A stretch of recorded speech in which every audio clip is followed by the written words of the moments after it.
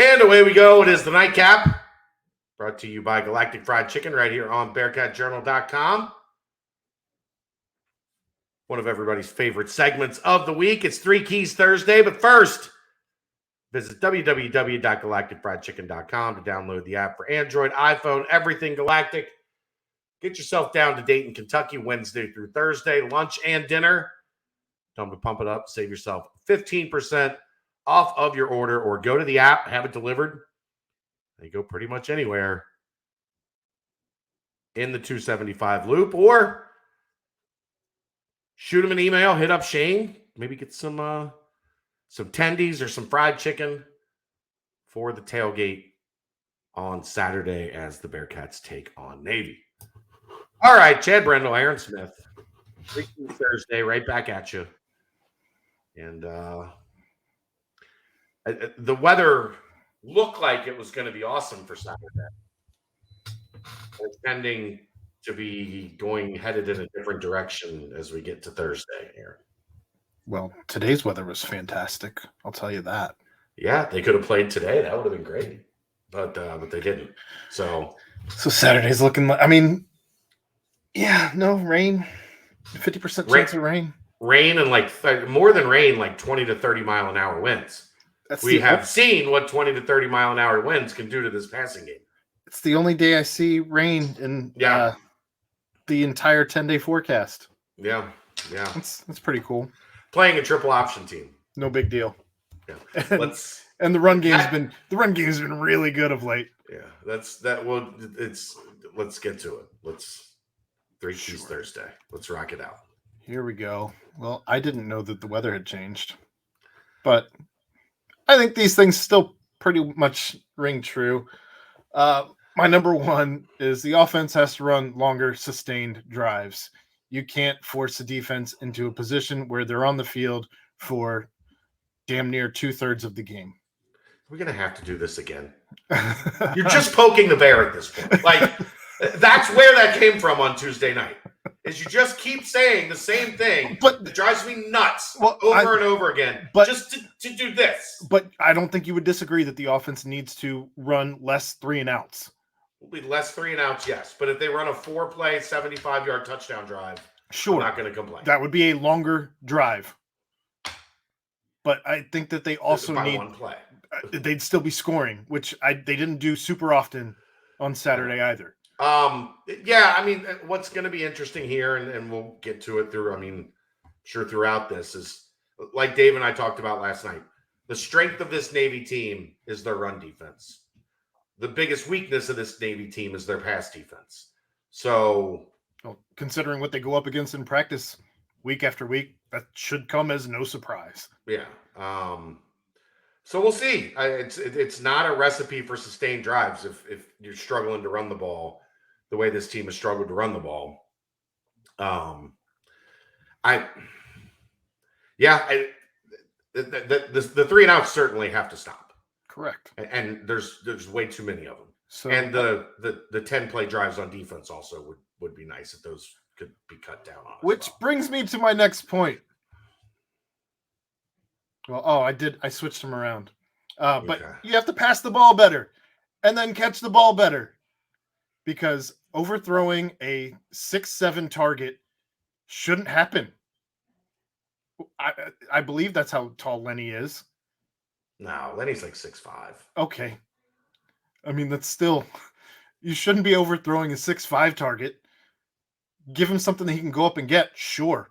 But when he has to climb the ladder 10 feet, that's not a recipe for extending the drive. And Lenny wasn't the only one he overthrew. There was plenty of overthrows to go around. Also drop balls against UCF. And SMU. I would think that the drop balls and overthrown balls were probably neck and neck. I didn't do an actual count, but it was bad on both.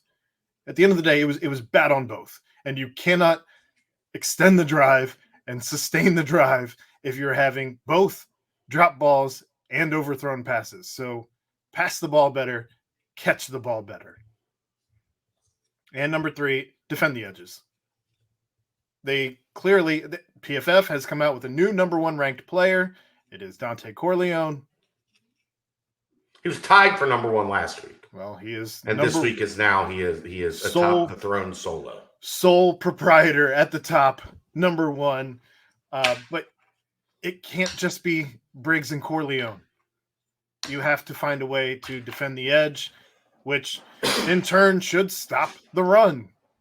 And so, yeah, the defense is going to have to defend the run much better, especially when this team is going to try and grind the clock and run the ball all day long, which would also keep your defense on the field.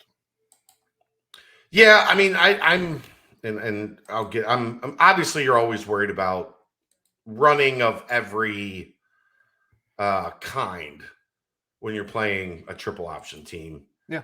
I'm a little bit more worried about the middle, just because if you can't stop the triple option from getting that, it relies a lot in a lot of ways on that 4 to 5 yard dive on first down, because that sets up everything else. It sets up, 4 down territory, because they'll go for it on 4th and 1, 4th and 2. Why not? Just have a belief we're going to get 2 to 3 yards every time. What does Navy have to lose? The game? Right. Okay. Well, but I mean, just it's still stylistically, even when they've been good, they've done that, where they just say, you know what? Like, as long as we get to 3rd and 3, we're in 4 down territory. Well, this Cincinnati team in particular has also struggled tremendously against the 3rd down, where you're running probably 50% clip right now. The other part where I don't really overly agree there is they've struggled on 3rd down a lot against the pass. Sure. UCF was against, it was the run just gashed them. I'm just saying what the stats say on 3rd down. Yeah, but and how you avoid allowing the triple option team to convert on 3rd down is you keep them in 3rd and 6. Yeah. 3rd and 5. Yeah. If you're giving them 3rd and 3, more often than not, they're going to convert it. Do you think there's a situation where we see both Corleone and Briggs? Most of the game. Okay, at the same time. I think they'll be in there together with Briggs at the 3 tech and Corleone at the nose. And Ivan Pace cleaning up what's left. Yeah. That might be a lot of fun. Hopefully that allows Ivan to get back to like seek and destroy. I agree. Because we haven't seen much of that from him the last couple weeks. Yeah. Battle the elements, like we talked about at the top of the show. It is supposed to, if it's not rainy, it's going to be damp. Gusty. And the winds are supposed to be 20 to 30 mile an hour winds throughout the day as we're looking at things. It's not going to be cold. It's supposed to be like 69, upper 60s, low 70s. Yeah. Nice. Even the low is only 58. Yeah. So you're not going to have cold, but you are going to have a lot of wind. You are going to have, it's going to be wet. That generally helps the team running the ball a ton. And it tends to, because of the wind, hurt the team that wants to throw the ball a ton. So they're going to have to figure out a way to make the elements not a factor if they are at their worst that you're predicting for the day. If that happens during the game, you have to find a way to make it not such a negative, if you will. Also apparently have your rain jackets and your ponchos at the ready. No umbrellas. No umbrellas. Clear bags. Clear bags. Start fast.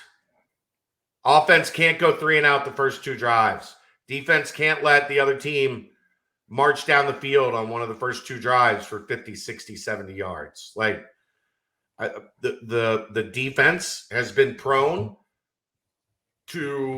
has been susceptible to the scripted portion of the playbook more often than not, and the offense has been bad in their scripted portion of the playbook, which is the first 15 or so plays every game. That's the thing with Navy. You can put them away if you can get up 17, 21 points. But if you keep it at 7 and you can't get up any more than 7 to 10 points, they are going to continue doing what they do, controlling the clock, and running right down your throat. Yeah. I don't know. I'm never looking forward to Navy. I love it that it's home and not, I mean, if you're looking at battling both the elements and the triple option in Maryland, Annapolis to be exact, not fun. Been there for a bowl game. God, that sucked. And it was cold.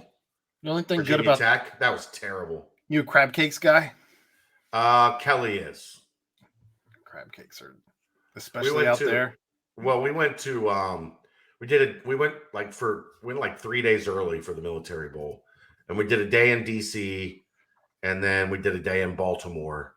And we stopped at like this little dive bar in an alley in downtown Baltimore. And the crab cakes literally changed Kelly's life. She's like, I can't eat crab cakes in Cincinnati ever again. You know, I was born out that way, right? Really? I was born in Bethesda, Maryland. Yeah. She literally, like, she used to eat crab cakes all the time, and now she's just like, nah. We get them from a place in Florence that's got kind of like the big, like, jumbo lump chunks in it and very little filler. But other than that, like at a restaurant, she used to order crab cakes all the time. Now she's like, what's this breading? What's this filler? Mid. This crap off of my plate. Send it back. But yeah, I don't have a lot else. Do you? I mean, not particularly. This is always an easy one. I spent most of the day out and about in Columbus today, so nearest place to start the Christmas shopping. Oh yeah, we had some errands to run and getting things organized for this transplant next month. Hooray! Yeah, but it's all good. She's good right now. She's in good spirits. She's yelling at the dogs, so she's feeling good. So we're hanging in there at the moment. But that's gonna wrap it up. That's a quick one. That might be the shortest one we've done in a while. A long time. Friday night off, and then back here Saturday to go over what we learned about our 3 key points. Rocket Truth coming up next. We'll see you next time. It's the Nightcap, brought to you by Galactic Fried Chicken, right here on BearcatJournal.com. See ya!